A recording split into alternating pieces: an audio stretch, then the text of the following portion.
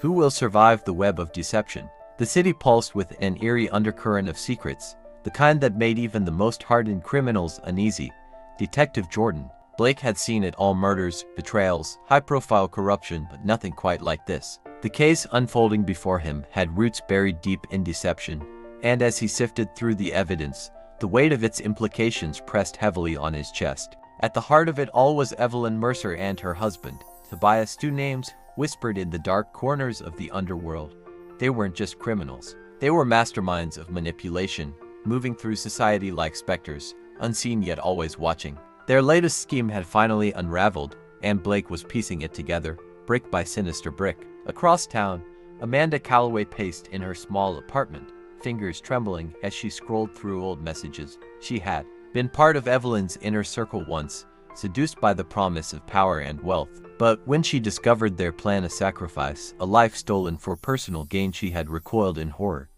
She learned about the hidden cameras they planted in their victim's home, the falsified documents that painted an innocent person as mentally unstable, and the intricate web of deceit used to frame their enemies. Now, she was marked. Her phone vibrated. A simple message: "You know too much." Meanwhile, at a high-rise office downtown, Tobias Mercer adjusted his cuffs as he overlooked the city. His expression was cold, calculating. "We should have handled her earlier," he murmured to Evelyn, who sat across from him, sipping a glass of expensive wine. "It's too late for regrets," Evelyn replied smoothly. "The problem now is Blake. If he keeps digging, we'll have no choice but to." The door burst open. A breathless associate stumbled in. "They have footage of the setup, of everything.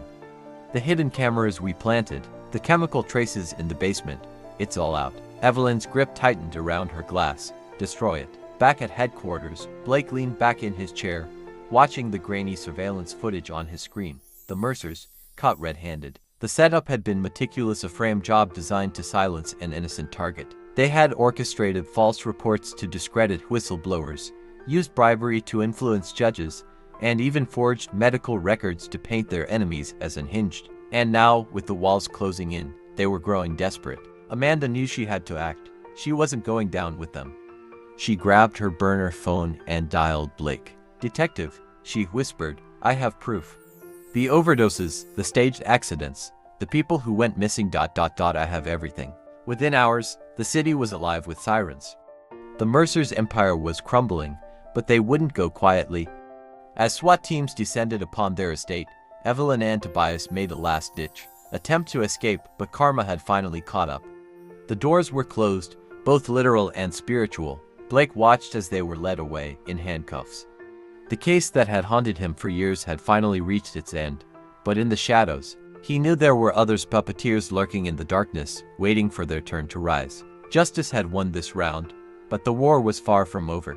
As the investigation deepened, more sordid details emerged. The Mercers had not just relied on threats and deception.